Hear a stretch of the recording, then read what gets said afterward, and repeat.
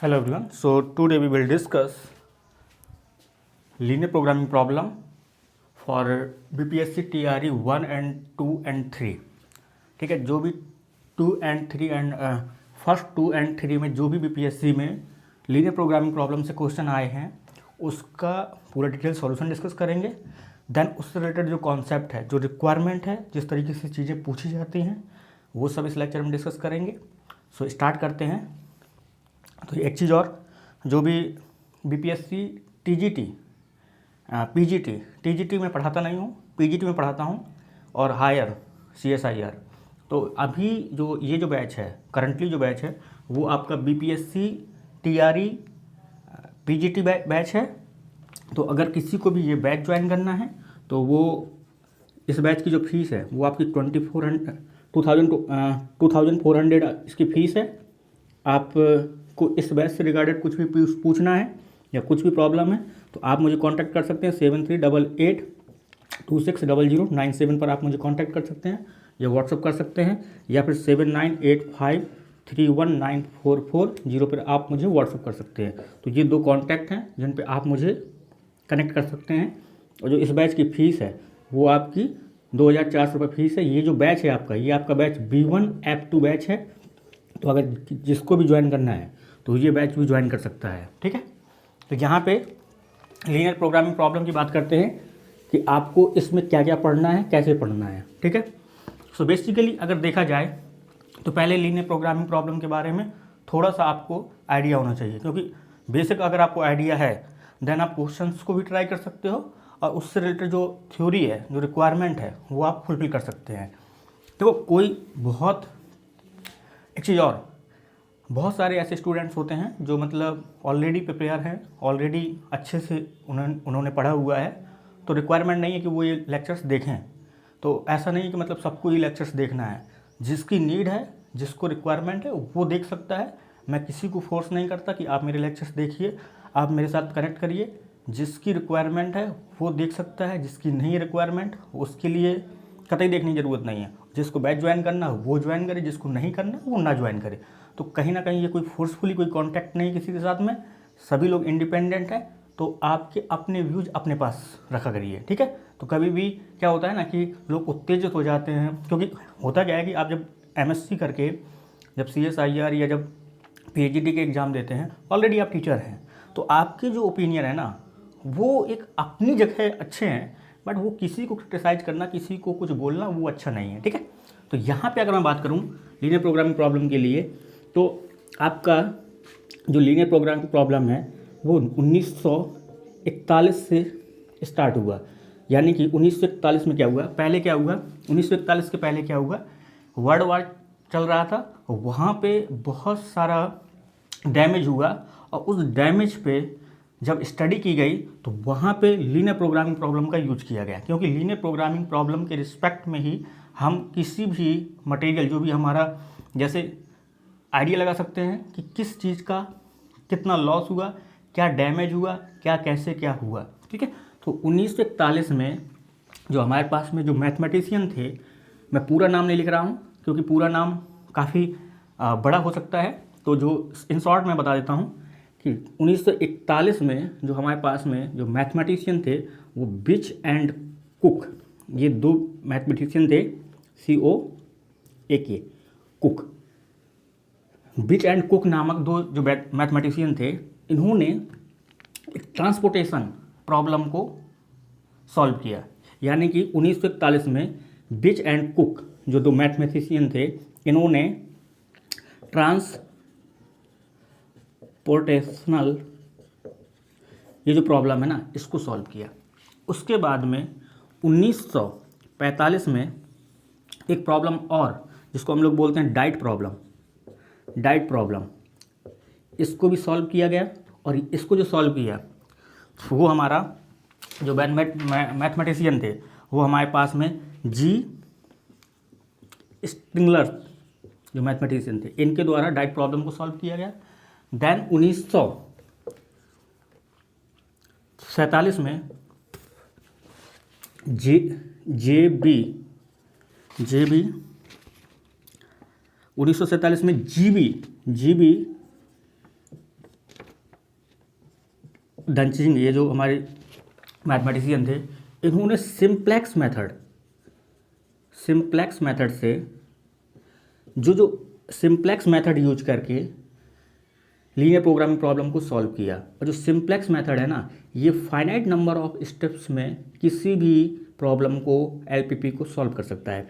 तो इसका जो यूज है ना, वो क्या है, फाइनाइट नंबर ऑफ इटरेशन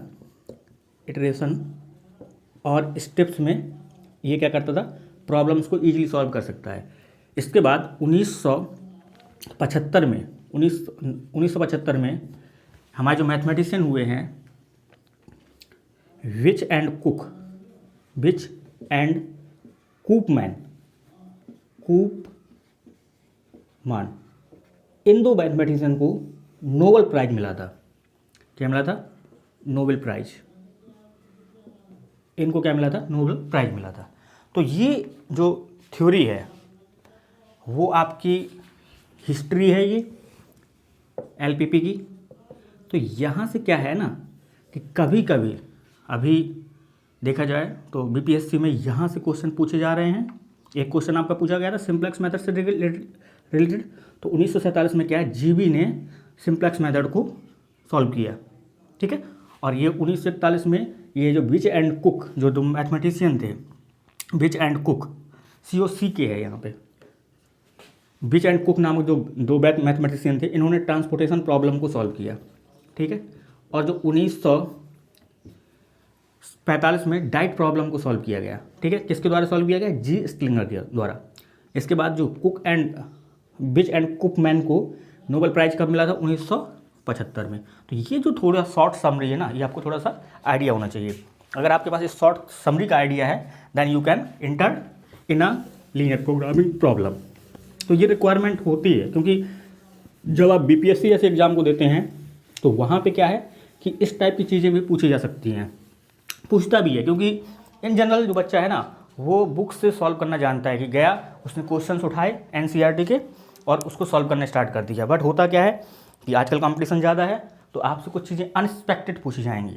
ये एक्सपेक्टेड नहीं था कि आपसे हिस्ट्री के बारे में कभी पूछा जा सकता है। तो आपको हर एक चैप्टर के एनसीईआरटी के हिस्ट्री पता होनी चाहिए, उसके जो रिलेटेड जो मेन जो पॉइंट हैं वो पता होना चाहिए, अदरवाइज प्रॉब्लम क्रिएट हो जाएगी। तो यहाँ पे जो अभी तक आपसे पूछा गया है वो आपसे 2 वेरिएबल में बात की गई है। तो जब भी एलपीपी यानी कि 2 वेरिएबल में अगर आपके पास में एलपीपी है, यानी कि आपके पास में x1, x2, अगर ये क्या है 2 वेरिएबल हैं, तो अगर 2 वेरिएबल में आपके पास प्रॉब्लम डिफाइन है यानी कि एलपीपी डिफाइन है, तो वो किस टाइप की होगी? ऑब्जेक्टिव फंक्शन जो आपके पास है ना, वो आपके पास या तो मैक्सिमाइजेशन का होगा या आपके पास मिनिमाइजेशन का होगा। किस टाइप का होगा? ax + by सब्जेक्ट टू जो आपके पास जो कंस्ट्रेन होंगे वो क्या होंगे? Simply a11 x + a12 y <= और इक्वल टू और greater than equal to b1। दूसरा कंस्ट्रेंट क्या होगा? a21 x + a22 y <= और इक्वल टू और greater than equal to b2 so on. am1 x + am2 y <= और इक्वल टू और greater than equal to bm। और यहाँ पे जो नॉन नेगेटिव जो रिस्ट्रिक्शंस होंगी वो आपके पास में क्या होंगी? x, y क्या होगा? ग्रेटर देन इक्वल टू 0 होगा। तो यहाँ पे इसको हम लोग क्या बोलेंगे?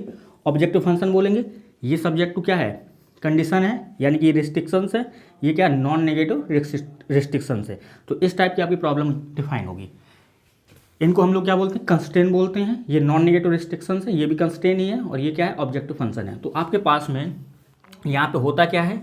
या तो आपके पास में नो सॉल्यूशन होता है, या आपके पास में यूनिक सॉल्यूशन होता है, या आपके पास इनफाइनाइट नंबर ऑफ सॉल्यूशन होते हैं, इनफाइनाइट नंबर ऑफ सॉल्यूशन होते हैं। तो इसी को नो सॉल्यूशन को हम लोग क्या बोलते हैं? इनफिजिबल बोलते हैं, इनफिजिबल।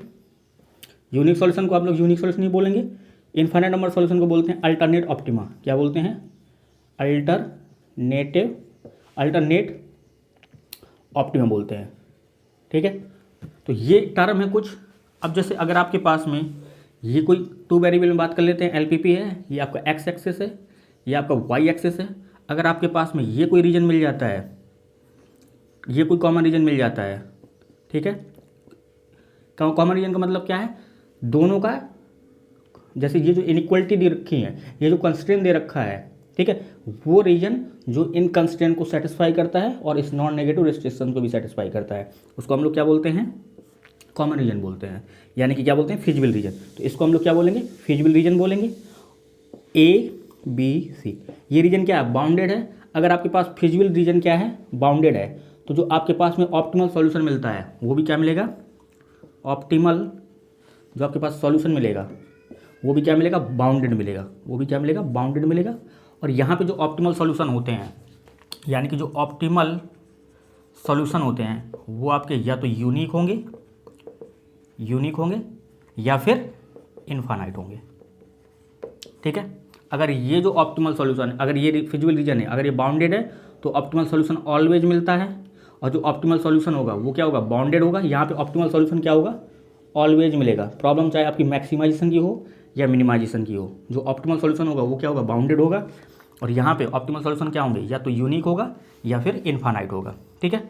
और अगर आपके पास में इस टाइप का कोई रीजन मिलता है अनबाउंडेड, ये कोई रीजन है, लेट अस अज्यूम ये आपका कोई रीजन आ रहा है, ठीक है। तो यहाँ पे ए पॉइंट आपका ये है, बी पॉइंट आपका ये है, और ये क्या है, फिजिबल रीजन है। तो ये जो फिजिबल रीजन है ये क्या है, अनबाउंडेड है। अगर आपके पास में ये क्या है, फिजिबल रीजन है, अगर आपके पास फिजिबल रीजन क्या है, अनबाउंडेड टाइप का है, तो यहाँ पे जो आपके पास में सॉल्यूशन मिलता है वो आपका क्या मिलेगा, यहाँ पे जो सॉल्यूशन मिलेगा वो आपका नो सॉल्यूशन भी हो सकता है, और आपके पास में इनफाइनाइट सॉल्यूशन भी हो सकते हैं, और आपके पास में यूनिक सॉल्यूशन भी हो सकता है। क्या हो सकता है, यूनिक सॉल्यूशन भी हो सकता है। तो यहाँ पे जो सॉल्यूशन मिलेगा वो आपके पास अनबाउंडेड सॉल्यूशन भी मिल सकता है और बाउंडेड सॉल्यूशन भी मिल सकता है। क्या मिल सकता है, अनबाउंडेड सॉल्यूशन भी मिल सकता है और आपके पास में बाउंडेड सॉल्यूशन भी मिल सकता है, ठीक है। तो यहाँ पे इस केस में अगर आपके पास फिजिबल रीजन क्या है, अनबाउंडेड है, तो यहाँ पे जो सॉल्यूशन मिलेगा वो आपको बाउंडेड भी मिल जाएगा और अनबाउंडेड भी मिल सकता है। यहाँ पे जो सॉल्यूशंस हो सकते हैं या तो यूनिक होगा, या फिर आपके इनफाइनाइट भी हो सकते हैं, या आपके अनबाउंडेड सॉल्यूशन भी हो सकता है, ठीक है। या आपके पास अनबाउंडेड सॉल्यूशन भी हो सकता है, ठीक है। नो सॉल्यूशन भी इस केस में था। और अगर आपके पास में, ठीक है, ये कुछ थ्योरी थी जो मुझे बताना था। और अगर आपके पास में एक चीज़ और, जैसे अगर आपके पास में फिजिबल रीजन मिला ही नहीं, ठीक है, ये कोई इस टाइप का कंस्ट्रेंट है और ये कोई इस टाइप का कंस्ट्रेंट है, यहाँ पे कॉमन रीजन ही नहीं मिला, तो इस केस में यानी कि no feasible region, so this imply no solution. इसी को हम लोग क्या बोलते हैं, इनफिजिबल बोलते हैं। तो क्वेश्चन डिस्कस करते हैं, जो क्वेश्चन अभी आए हैं आपके एग्जाम में, बीपीएससी TRE 1, TRE 2, TRE 3। तो ये आपका B1 F2 बैच है। तो जिसको भी रिक्वायरमेंट है वो आपका ज्वाइन कर सकता है, जिसको रिक्वायरमेंट नहीं है उसके लिए कोई बात नहीं। क्वेश्चन नंबर 1, ये जो क्वेश्चन नंबर 1 है मेरे पास वो आपका गिवन है, कह रहा है the optimal value of the objective function is attain at the point. पहला क्वेश्चन कह रहा है, कह रहा optimal value of the objective function is attained at the point, तो यहाँ पे 5 ऑप्शन गिवन है। कह रहा ऑन एक्स एक्सिस, कह रहा on X axis, B option में कह रहा है on Y axis, then C option में कह रहा है on the corner point of the feasible region, on the corner point of the feasible region. D option में कह रहा है more than one. E option में कह रहा है नन ऑफ दीज। तो ये जो ऑप्शन है, ये जो क्वेश्चन है, ऑप्टिमल वैल्यू जो होती है ऑब्जेक्टिव फंक्शन की, जैसे अगर आपके पास में कोई भी एलपीपी प्रॉब्लम है, ये आपके पास अगर रीजन मिल रहा है तो इसकी जो मैक्सिमम वैल्यू मिलेगी और जो मिनिमम वैल्यू मिलेगी, ये आपके पास फिजिबल रीजन है, यानी कि ए बी सी, ये आपका फिजिबल रीजन है। तो इसकी जो मैक्सिमम वैल्यू मिलेगी और मिनिमम वैल्यू मिलेगी वो आपकी कभी भी फिजिबल रीजन के इनसाइड नहीं मिलेगी, यानी कि हमेशा कहाँ पे मिलेगी, कॉर्नर पॉइंट पे। ये जो कॉर्नर पॉइंट है यहीं पे फिजिबल, यहाँ फिजिबल रीजन के कॉर्नर पॉइंट पे ऑप्टिमल वैल्यू मिलेगी, तो ये एक्स एक्सेस आपका इनकरेक्ट हो जाएगा, वाई एक्सेस इनकरेक्ट हो जाएगा। जो करेक्ट आंसर है वो आपका on the corner point of the feasible region. तो जो भी ऑप्टिमल वैल्यू है वो हमेशा फिजिबल रीजन की कहाँ मिलती है, कॉर्नर पॉइंट पे मिलती है। ठीक है, तो यहाँ पे क्योंकि आप आइसो जब भी कभी आप अगर कोई भी रीजन बनाते हैं, जैसे ये आपका रीजन है, फिजिबल रीजन है, तो यहाँ पे क्या है, अगर आप स्ट्रिप लेके चलेंगे और इसको अगर रोटेट करेंगे तो ये जो मैक्सिमम वैल्यू देगा वो आपकी कहाँ पे देगा, या तो इस कॉर्नर पॉइंट पे देगा या इस कॉर्नर पॉइंट पे देगा। ठीक है, क्योंकि आइसो प्रॉफिट और आइसो कॉस्ट मेथड से आप क्या करते हैं, ऑब्जेक्टिव फंक्शन के पैरेलल आप क्या करते हैं, लाइन को क्या करते हैं, रोटेट करते हैं और इसको रोटेट करते रहते हैं। ये जो यहाँ से आपने सॉरी अगर आपने यहाँ से लाइन को, ये क्या है, ओरिजिन है, यहाँ से अगर आपने लाइन को रोटेट करना स्टार्ट किया तो ये लाइन क्या है, फिजिबल रीजन पे एंटर कर जाएगी। तो ये जब स्टेप जब फिजिबल रीजन पे एंटर करेगी तो ये कहाँ पे लीव कर रही है, मैक्सिमम ये आपकी इन्हीं पॉइंट पे, इन पॉइंट से होकर क्या करेगी, लीव कर जाएगी, जो कि ये पार्ट क्या है, फिजिबल रीजन का पार्ट नहीं है। तो यहाँ पे मैक्सिमम वैल्यू मिलेगी, ये आपको यहाँ पे हमेशा क्या मिलेगी, मिनिमम वैल्यू मिलेगी। वो आपको डिपेंड करता है कि प्रॉब्लम आपकी मैक्सिमाइजेशन की या मिनिमाइजेशन की है और वहाँ पे कंडीशंस क्या दे रखी हैं। ठीक है, तो ये आपका क्या, आइसो प्रॉफिट और आइसो कॉस्ट मेथड से आप स्टेप से भी देख सकते हैं। तो यहाँ पे जो कॉर्नर पॉइंट पे आपको क्या मिलेगी, मैक्सिमम वैल्यू मिलती है या मिनिमम वैल्यू मिलती है। तो optimal value of the objective function is attain at the point कहाँ पे, on the corner of the feasible region. तो फर्स्ट का जो करेक्ट आंसर है वो आपका third, question number first correct answer आपका थर्ड। आपके पास question number 2, again question number 2 जो गिवन है, कह रहा है the point which does not lie. यहाँ पे देखना है डज नॉट लाई बोल रहा है, कह रहा है the point which does not lies, does not, ये आपको अंडरलाइन कर लेना है, does not lies in the half plane, in the half plane. जो प्लेन दे रखा है 2x + 3y - 12 <0 इज। ऑप्शन जो आपको गिवन है, ए ऑप्शन गिवन है आपको 2,3, बी ऑप्शन जो गिवन है आपको वो आपको गिवन है -2,3, सी ऑप्शन जो गिवन है वो आपको गिवन है 1,2, देन आपको जो डी ऑप्शन गिवन है वो आपको गिवन है मोर देन, और जो आपको ई ऑप्शन गिवन है कह रहा है नन ऑफ। तो यहाँ पे अगर आप इसको देखेंगे तो ये आपको क्या मिल जाएगा, सिंपली 2x - 3y < 12।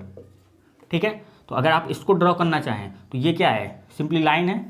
तो 2x - 3y = अगर आप 12 लाइन को ड्रॉ करें तो ये लाइन क्या मिल जाएगी आपको, x अगर आपने y0 रखा तो x आपको क्या मिलेगा 6, और आपने y0 रखा, x 0 रखा तो y आपको क्या मिल जाएगा -4, यानी कि -4। तो ये आपकी लाइन है। तो एक प्लेन एक आपका हाफ ये बनेगा, एक हाफ आपको ये बनेगा। तो आपको देखना है, कह रहा है the point which does not lie in the half plane. Half plane का मतलब क्या है कि यहाँ पे देखना है कि कौन कौन से पॉइंट सेटिस्फाई कर रहे हैं, कौन कौन से पॉइंट सेटिस्फाई नहीं कर रहे हैं। तो 2,3 को अगर आप देखेंगे तो अगर आप यहाँ पे 2,3 को अगर चेक कर रहे हैं तो अगर x2 रखेंगे तो ये क्वांटिटी 4 आ जाएगी, और यहाँ पे अगर x3 रखेंगे तो ये क्वांटिटी क्या आ जाएगी 9 प्लस क्या 9, ये क्या हो जाएगा यहाँ पे प्लस है बेटा, ये प्लस है। अगर ये प्लस है तो यहाँ पे हमारा फिगर भी इंटरचेंज हो जाएगा, क्योंकि x अगर आपने 0 रखा तो y क्या मिल जाएगा 4, और आपने अगर y 0 रखा तो x क्या मिलेगा 6। तो यानी कि ये लाइन मिलेगी। तो एक हाफ आपका ये बनेगा, एक हाफ आपका ये बनेगा। ठीक है, लेट्स अज्यूम आपका L1 हाफ है, ये आपका L2 हाफ है। तो यहाँ पे अगर आप देखेंगे 2,3 पॉइंट को देखेंगे, x अगर आपने 2 रखा तो ये 4 आ जाएगा, y आपने 3 रखा तो ये 9 आ जाएगा, ये क्या आ जाएगा 13 आ जाएगा, और ये क्या है < 12। तो ये क्या है 12 के लेस देन नहीं है। तो अगर आप देखें, पहले आप ये देखो, ये जो पॉइंट है, ये पॉइंट क्या होता है 0,0 पॉइंट होता है, ये आपका 0,0 पॉइंट है। तो अगर आप यहाँ पे 0,0 रखेंगे तो ये क्या हो जाएगा 0 < 12, ये आपका क्या होता है <12 होता है। तो ये जो हाफ है, ये जो हाफ है, ये हाफ है, इस हाफ की बात कर रहा है, इस हाफ की बात नहीं कर रहा है। तो आपको ये देखना है कौन सा पॉइंट आपको, यहाँ पे देखो ये क्या है 2,3, ये 13 है < 12, ये आपका यहाँ पे इस हाफ पे लाई नहीं करेगा, ये कहीं इस हाफ पे लाई करेगा, यानी कि 2,3 यहाँ कहीं लाई करेगा। ठीक है, तो ये जो पॉइंट है ये कभी भी लाई नहीं करेगा, यानी कि ये पॉइंट लाई नहीं कर रहा है। इस पॉइंट को अगर आप चेक करना चाहें तो अगर आप x को -2 रखेंगे तो ये क्या आ जाएगा -4, y को अगर आप 3 रखेंगे तो क्या आ जाएगा प्लस का 9। तो अगर आप इसको कैलकुलेट करेंगे तो ये आपका क्या आ जाएगा 5, जो कि क्या है ऑलवेज लेस देन 12 है। तो ये जो -2,3 है, यानी कि जो यहाँ पे पॉइंट आएगा -2,3 का मतलब क्या है, यहाँ कहीं पॉइंट आएगा, तो ये पॉइंट ऑलवेज क्या करेगा, लाई करेगा इस हाफ पे। तो ये पॉइंट लाई कर रहा है। और अगर 1,2 को अगर आप देखेंगे तो अगर आपने x को 1 रखा, y को 2 रखा, तो ये क्या मिल जाएगा, सिंपली आपको 2 + 3, 2 + 6, तो ये क्या आ जाएगा 8 आ जाएगा। 8 ऑलवेज क्या होता है, लेस देन 12 होता है। तो ये पॉइंट भी क्या है, यानी कि 1,2, ये पॉइंट भी क्या है, इसी हाफ पे लाई करेगा। तो ये पॉइंट भी लाई कर जाएगा। वो कह रहा है डज नॉट लाई, तो यहाँ पे जो करेक्ट आंसर आपका है वो आपका क्या है ए। क्वेश्चन नंबर 2 करेक्ट आंसर आपका 1। क्वेश्चन नंबर 3,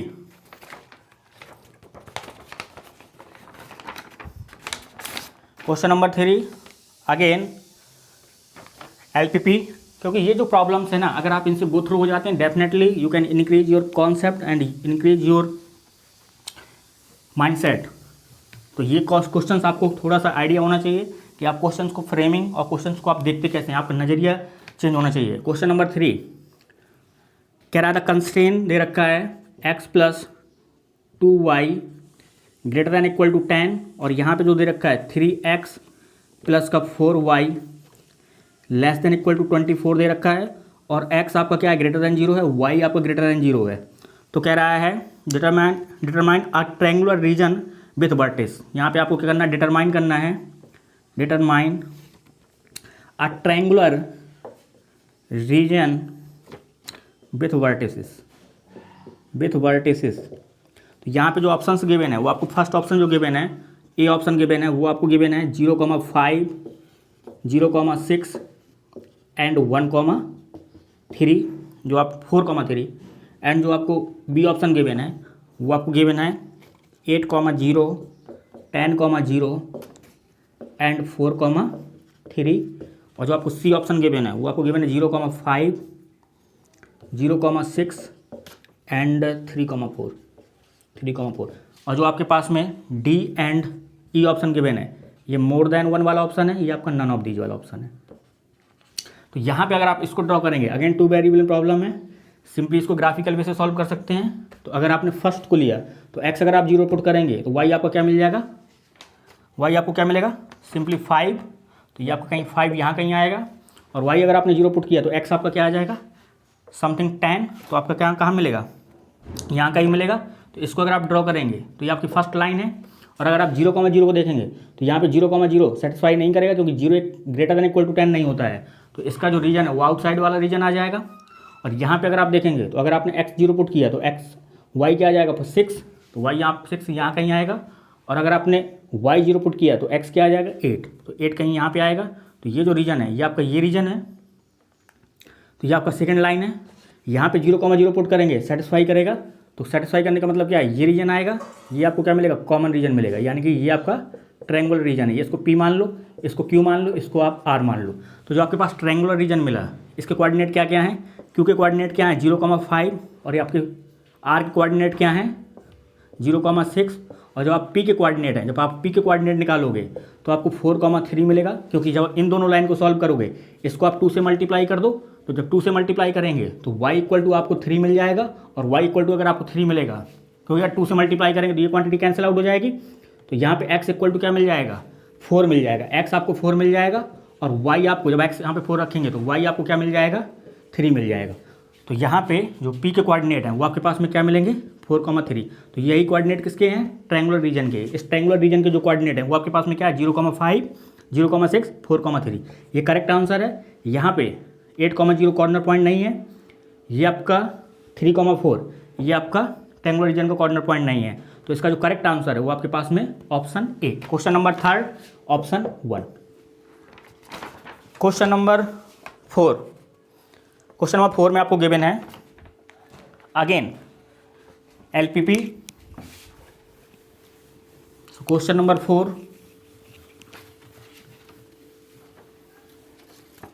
क्वेश्चन नंबर 4 में गिवन है कह रहा the region form by constraint. Question number 4, the reason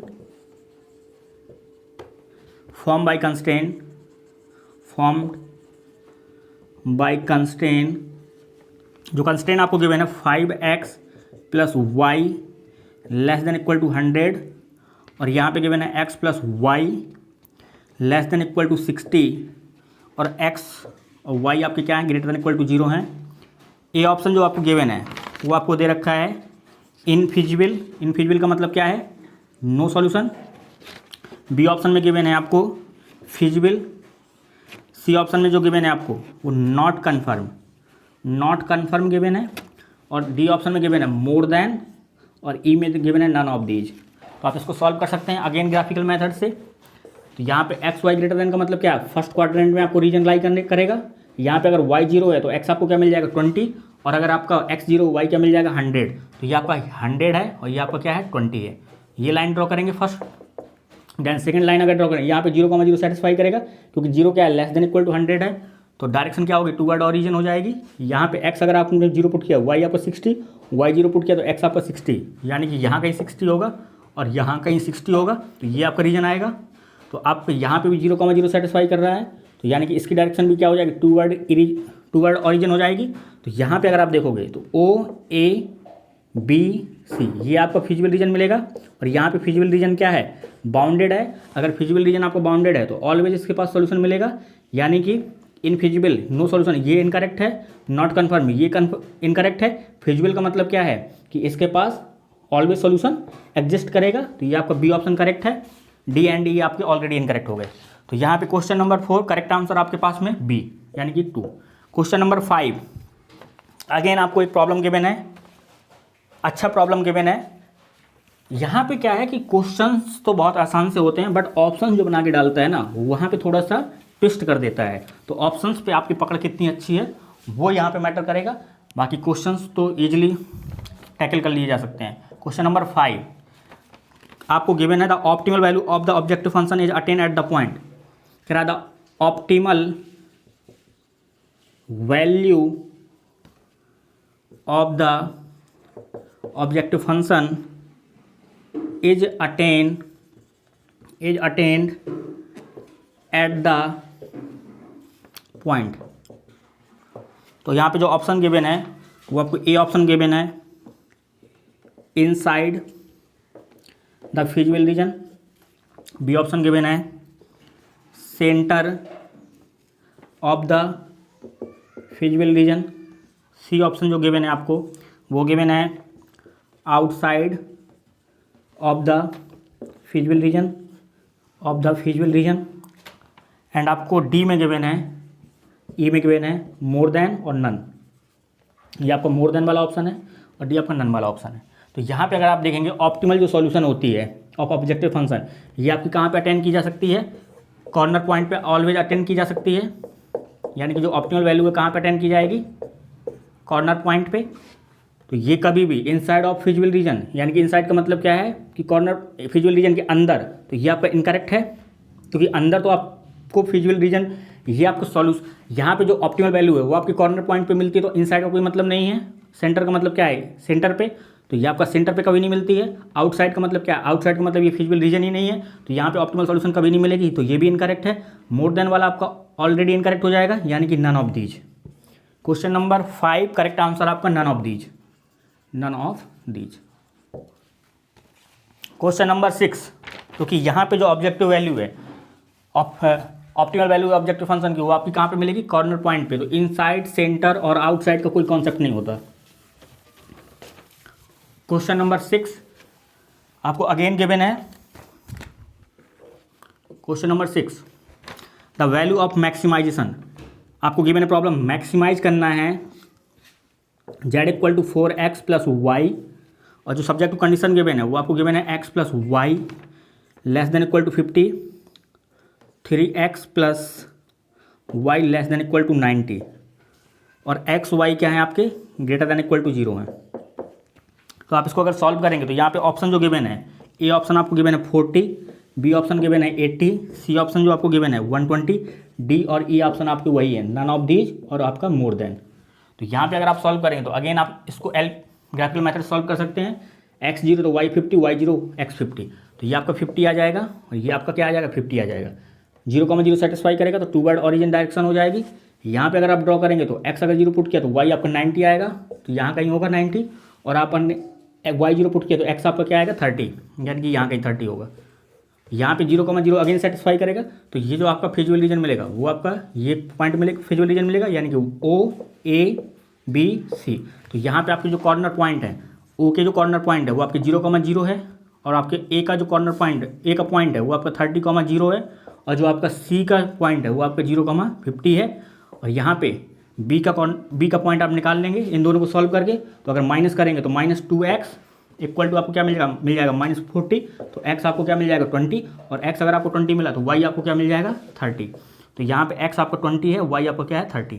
तो यहाँ पे अगर आप रखेंगे तो यहाँ पे वैल्यू क्या मिलेगी 0, यहाँ पे वैल्यू क्या मिलेगी 120, और यहाँ पे वैल्यू क्या मिलेगी 50, और यहाँ पे वैल्यू क्या मिलेगी 80 + 30 यानी कि 110। तो जो मैक्सिमम वैल्यू है वो आपके पास क्या है 120। तो यहाँ पे क्या है मैक्सिमम वैल्यू आपकी 120 है, मिनिमम वैल्यू क्या है आपके पास 0 है। तो करेक्ट आंसर क्या हो जाएगा क्वेश्चन नंबर 6, करेक्ट आंसर आपके पास 3rd। Question number 7, question number 7 जो आपको गिवन है वो आपकी थ्योरेटिकल प्रॉब्लम है। एंड क्वेश्चन नंबर 7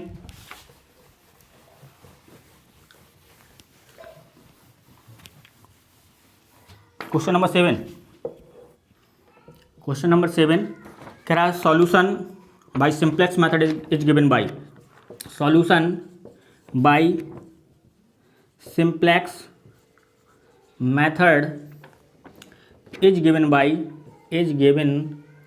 बाय जो ऑप्शन गिवन है आपके पास में, ए ऑप्शन गिवन है GB, बी ऑप्शन गिवन जो आपके पास में LKATOR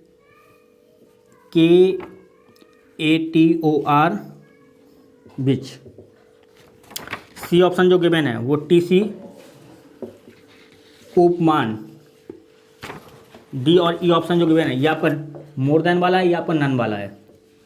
तो यहाँ पे अगर सिंप्लेक्स मेथड की बात करोगे तो इसकी जो सॉल्यूशन जो जिसने दिया था वो GB ने गिवन था, GB ने दिया था, कब दिया था 1945 में दिया था, 1947 में दिया था। और एल जो विच है इन्होंने ट्रांसपोर्टेशन प्रॉब्लम पे काम किया था, कब किया था 1941 में काम किया था, और इनको क्या है नोबेल प्राइज़ भी मिला था।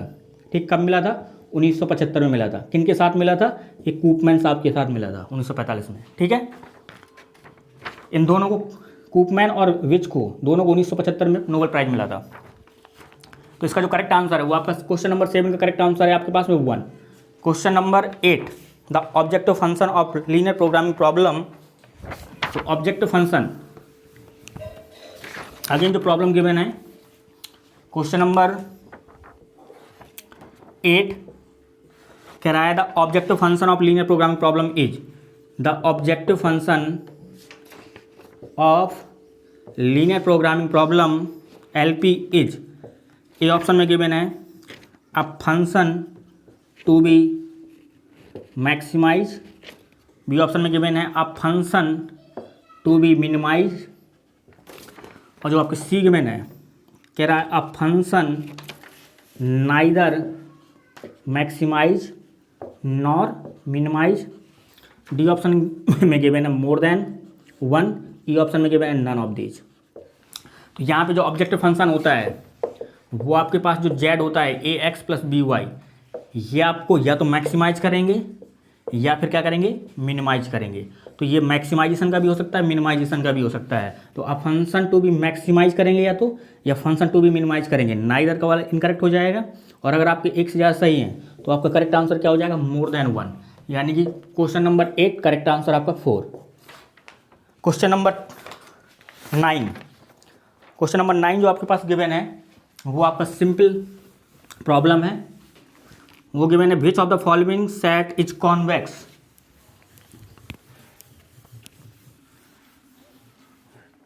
क्वेश्चन नंबर 9 कह रहा है which of the following set is convex. तो which of the following set is convex, convex आपको चेक करना है यहाँ पे।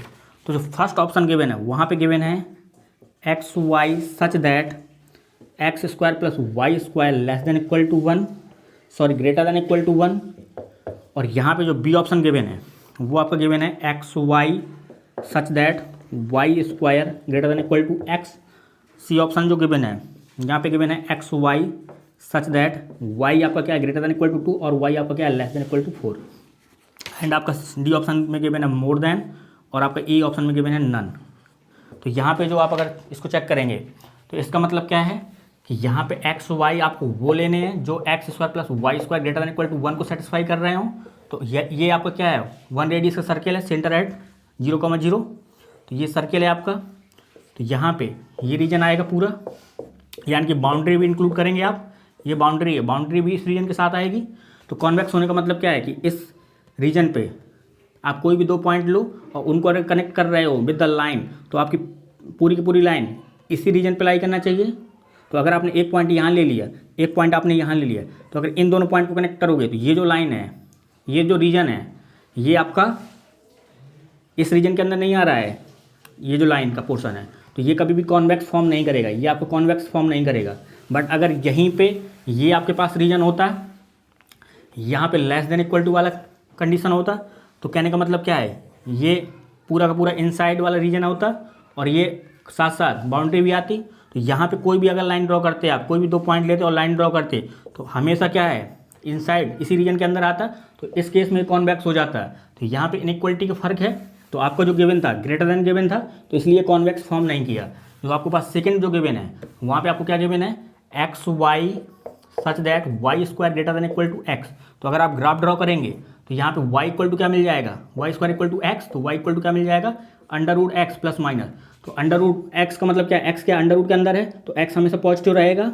और अगर x पॉजिटिव है y आपको क्या है प्लस माइनस, y आपकी प्लस की वैल्यू लेगा और नेगेटिव वैल्यू भी लेगा। और ये क्या पैराबोला है, तो ये किस टाइप का बनेगा, कुछ इस टाइप का पैराबोला बनेगा। और यहाँ पे अगर आप इसको देखें तो यहाँ पे एक पॉइंट लाई करता है 5,0। तो यहाँ पे अगर 5 रखेंगे y5 तो ये 25 हो जाएगा, ये आपका 0 हो जाएगा। 25 ऑलवेज ग्रेटर दैन 0 होता है। तो ये पूरा का पूरा ये रीजन लाई करेगा, ये रीजन आएगा।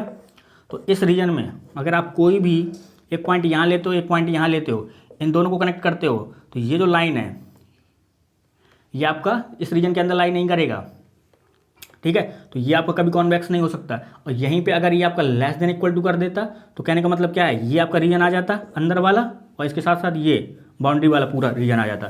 तो यहाँ पे आप कोई भी पॉइंट लेते तो वो हमेशा 2 पॉइंट लेते उनको लाइन से कनेक्ट करते तो वो हमेशा क्या है इसी रीजन के अंदर लाई करता है, यानी कि इसमें क्या होता कॉर्नर कॉन्वेक्स सेट फॉर्म कर जाता है। तो यहाँ पे बी ऑप्शन भी आपका इनकरेक्ट है। सी ऑप्शन को अगर आप देखते हैं तो सी ऑप्शन आपको गिवन है X Y such that Y greater than equal to 2 Y less than equal to 4। तो अगर आप इसको अगर चेक करेंगे तो सिंपली आप चेक कर सकते हैं एक्स के साथ कोई रिस्ट्रिक्शन नहीं है, यानी कि एक्स आपका सिंपली माइनस इन्फिनिटी से लेके इन्फिनिटी तक लाई करेगा। और जो वाई है वाई आपका बाउंडेड है, क्योंकि वाई क्या ग्रेटर देन इक्वल टू 2 है, लेस देन इक्वल टू क्या है 4 है। तो वाई इक्वल टू 2 लाइन ये है और वाई इक्वल टू 4 लाइन ये है। तो वाई क्या है ग्रेटर देन इक्वल टू 2 है, यानी कि इसके ऊपर वाला रीजन है। वाई लेस देन 4 का मतलब क्या है, इसके नीचे वाला रीजन है। और एक्स आपका क्या है अनबाउंडेड, तो एक्स आपका पूरा ये आपका क्या है फिजिबल रीजन है, यानी कि ये आपका रीजन आएगा।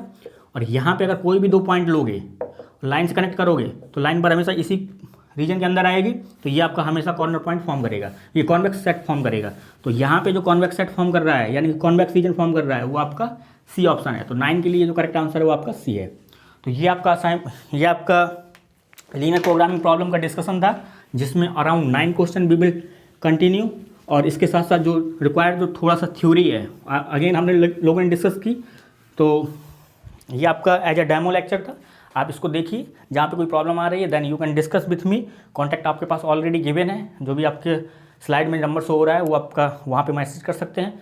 बट पहले आप खुद ट्राई करिए क्वेश्चंस को, देन आप मुझसे डिस्कस करिए, क्योंकि मुझसे अगर आप कुछ भी क्वेश्चन डिस्कस करते हैं तो उसके लिए आपके कॉन्सेप्ट बहुत अच्छे होने चाहिए। After that you can discuss with मी।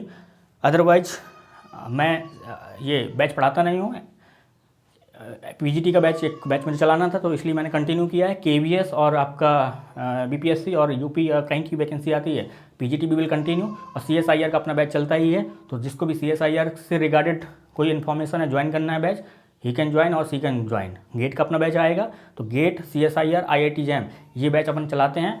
बाकी जहाँ पे कोई प्रॉब्लम है आप मुझसे डिस्कस कर सकते हैं, बहुत कोई इसमें वो नहीं है। बाकी आप भी ट्राई करिए, जहाँ पे आपकी प्रॉब्लम्स हैं हम यहाँ पे सॉल्व करने के लिए हैं। थैंक यू, मिलते हैं अगले लेक्चर में।